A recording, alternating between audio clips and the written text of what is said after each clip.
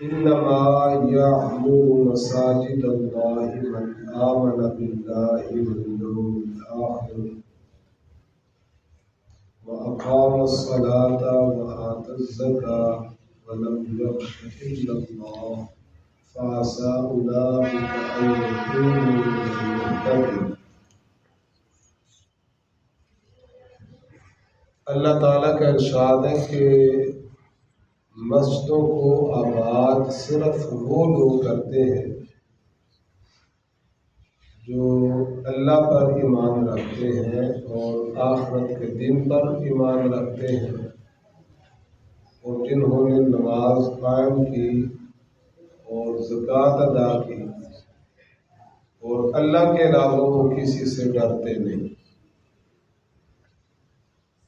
تو ان لوگوں کے بارے میں امید ہے کہ یہ ہدایت یافتہ لوگوں میں سے اللہ تعالیٰ کی مسجدوں کو آباد کرنے کے حوالے سے کئی ایک چیزیں آ جاتی ہیں۔ کسی بندے کی یہ خواہش ہو کہ میں اپنی جگہ میں سے یا کسی سے جگہ خرید کر اس پر اللہ کا گھر تعمیر کروا دیں، کوئی جگہ خرید لیتا ہے تو کوئی جگہ تو نہیں خریدتا تو کوئی اس کی تعمیر کر دیتا ہے، کوئی ساری نہیں تعمیر کر سکتا اس کا کوئی حصہ تعمیر کر دیتا ہے، کچھ حصہ ڈال دیتا ہے۔ کوئی پیسے تو نہیں خرچ کر سکتا لیکن ویسے مسجد کے ساتھ آ کر وابستہ ہو جاتا ہے، اس کو آباد کرنے کی کوشش کرتا ہے۔ مطلب کئی قسم کے لوگ ہوتے ہیں جن کا مسجد کے ساتھ تعلق ہوتا ہے۔ عام طور پر جس بندے کو سب سے نچلے درجے کا سمجھا جاتا ہے نا، نچلے درجے کا ہے نہیں وہ، لیکن ان میں سے جو مسجد کی صفائی کرنے والا ہوتا ہے، جو مسجد کا خادم ہوتا ہے، آپ ذرا غور فرمائیں کہ اس بندے کی اللہ کی نگاہوں میں قدر و منزلت کیا ہے اور نبی کریم صلی اللہ علیہ وسلم نے اس کو احترام کتنا زیادہ دیا۔ صحیح بخاری میں واقع مذکور ہے، نبی کریم صلی اللہ علیہ وسلم کی مسجد نبوی، ایک خاتون سیاہ رنگ کی وہ اس کی صفائی کیا کرتی تھی، مسجد میں آتی، مسجد میں جھاڑو دیتی اور اس کی صفائی ستھرائی، نفاست کا، نظافت کا اہتمام کرتی۔ اللہ کے رسول صلی اللہ علیہ وسلم نے اس خاتون کا یہ معمول دیکھا کہ وہ مسجد سے بڑی محبت کرتی۔ فوت ہو گئی، صحابہ اکرام رضوان اللہ علیہم اجمعین نے اس عورت کی نماز جنازہ پڑھی، اسے دفنا دیا، لیکن اللہ کے رسول صلی اللہ علیہ وسلم کو نہیں پتا چلا کہ وہ خاتون فوت ہو گئی۔ آپ نے اپنے صحابہ سے پوچھا کہ بھائی وہ خاتون نہیں نظر آ رہی جو مسجد کی صفائی کیا کرتی تھی؟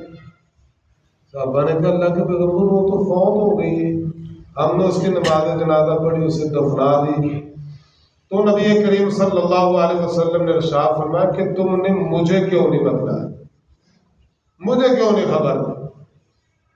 آپ باقاعدہ اپنے صحابہ کو ساتھ لے کر اس خاتون کی قبر پر جاتے ہیں، پھر وہاں جا کر آپ نے اس کی نماز جنازہ پڑھی اور اس کے حق میں دعا فرمائی، اور آپ صلی اللہ علیہ وسلم نے ارشاد فرمایا یہ قبریں قبر والوں پر اندھیری ہوتی ہیں، میں اللہ تعالیٰ کے حضور ان کے لیے بخشش کی درجات کی بلندی سے کی دعا کرتا ہوں، اللہ تعالیٰ میری دعا کی برکت سے ان کی قبروں کو منور فرما دیتے ہیں۔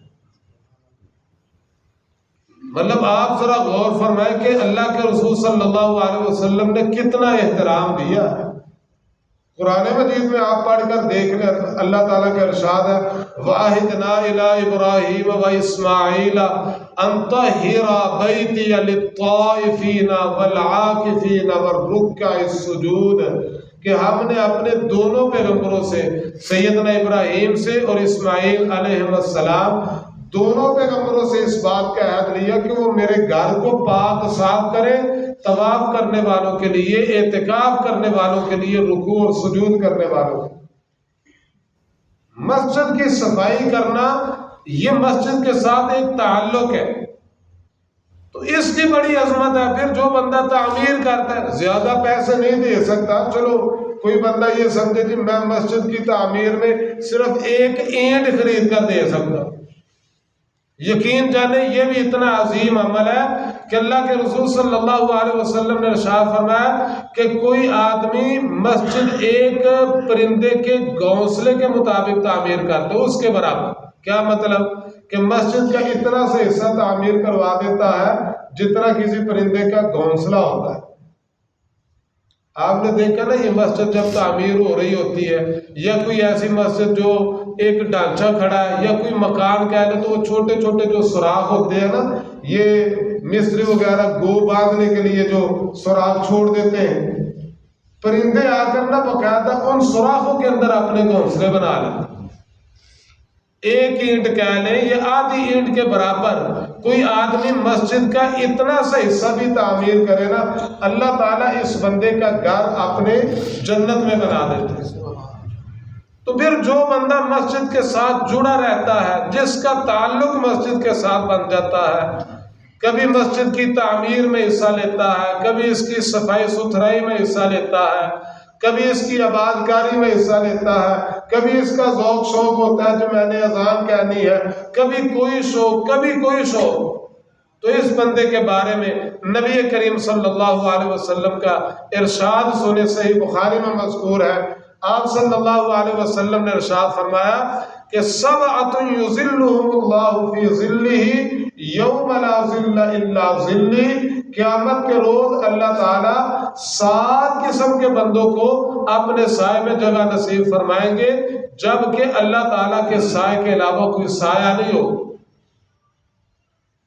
ان میں سے ایک آدمی آپ نے فرمایا وَرَجُلٌ مُعَلَّقٌ قَلْبُهُ فِي الْمَسَاجِدِ، وہ بندہ جس کا دل مسجدوں کے ساتھ چمٹا رہتا ہے، مسجدوں کے ساتھ محبت ہے۔ کئی لوگوں کا ذوق شوق ہوتا ہے، فارغ وقت ملے نا تو وہ جا کر نہ بازار میں کسی دکان پہ بیٹھ جائیں۔ یہ عام طور پر بعض دکانیں ایسی ہوتی ہیں کھانے پینے والی جن میں نہ بیٹھنے کا بڑا انتظام ہوتا ہے، لوگ ویسے ہی اگر کوئی چیز نہیں بھی خریدنی نہیں بھی کھانی، ویسے جا کر اس میں بیٹھ جاتے ہیں۔ دکان بینچ پڑے ہیں، کرسیاں پڑی ہیں، جا کر بیٹھ جائیں۔ آپ ذرا غور فرمائیں، بازار دکانیں یہ وہ جگہ ہیں جہاں پر خرید و فروخت ہوتی ہے، لوگ لین دین کرتے ہیں۔ اللہ کے رسول صلی اللہ علیہ وسلم کا ارشاد ہے، اللہ تعالیٰ کی نگاہوں میں جگہوں میں سے سب سے بری جگہ وہ بازار ہے۔ بازار جتنا مرضی خوبصورت ہو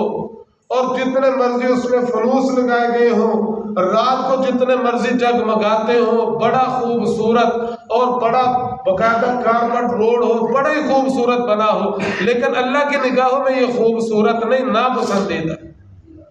لیکن مسجد، اللہ کے رسول صلی اللہ علیہ وسلم نے ارشاد فرمایا، اللہ کی نگاہوں میں جگہوں میں سے سب سے محبوب جگہ وہ اللہ کی مسجدیں ہیں۔ بے شک کچا فرش ہے، قالین نہیں بچھے، لینٹر نہیں پڑا، بارش ہو تو قطرات ٹپکتے ہیں، صفائی ستھرائی کا اتنا انتظام نہیں، لیکن اللہ کی نگاہوں میں سب سے محبوب جگہ مساجد ہے۔ روئے زمین میں سب سے پیاری جگہ، سب سے پیارے گھر وہ اللہ کے گھر ہیں۔ حتیٰ کہ آپ ذرا غور فرمائیں، جن لوگوں کا تعلق ان مساجد کے ساتھ ہوتا ہے، قیامت کے روز اللہ تعالیٰ ان کو کیا اعزاز دے۔ نبی کریم صلی اللہ علیہ وسلم کا ارشاد ہے، میدان محشر میں قیامت کے روز اللہ تعالیٰ آواز لگائیں گے، این جیرانی این جیرانی، کہ میرے ہمسائے کدھر ہیں، میرے ہمسائے کدھر ہیں۔ نبی کریم صلی اللہ علیہ وسلم نے فرمایا، لوگ تعجب کے ساتھ اللہ سے سوال کریں گے، اللہ تیرے ہمسائے کون سے؟ تو اللہ تعالیٰ فرمائیں گے، میرے گھروں کو آباد کرنے والے لوگ کدھر ہیں، میرے گھروں کا خیال رکھنے والے لوگ کدھر ہیں؟ کوئی تو میرے ہمسائے ہیں۔ اللہ کے ہمسائے کی پتہ کیا ہے؟ اللہ تعالیٰ کے عرش کے نیچے جنت کا حصہ، یعنی جنت الفردوس۔ نبی کریم صلی اللہ علیہ وسلم نے ارشاد فرمایا، جب بھی تم اللہ تعالیٰ سے جنت کا سوال کرو نا تو جنت الفردوس کا سوال کرو، یہ اللہ تعالیٰ کے عرش کے نیچے ہے اور جنت کا سب سے بلند مقام ہے۔ جنت میں جہاں جہاں بھی نہریں بہتی ہیں نا وہ جنت الفردوس سے آتی ہیں۔ تو یہ اللہ تعالیٰ کے گھروں کو آباد کرنے والے، اس کی تعمیر میں حصہ لینے والے اور اس کے ساتھ جڑ جانے والے، اس کی صفائی ستھرائی کا انتظام کرنے والے، کسی نہ کسی رنگ میں جن لوگوں کا تعلق مسجد کے ساتھ جڑ جاتا ہے نا، اللہ تعالیٰ نے ایسے لوگوں کو اپنے ہمسائے قرار دیا ہے اور یہ جنت میں اعلیٰ مقام پر ہوں گے۔ اللہ کے حضور دعا ہے اللہ مجھے آپ کو ان لوگوں میں شامل ہونے کی توفیق نصیب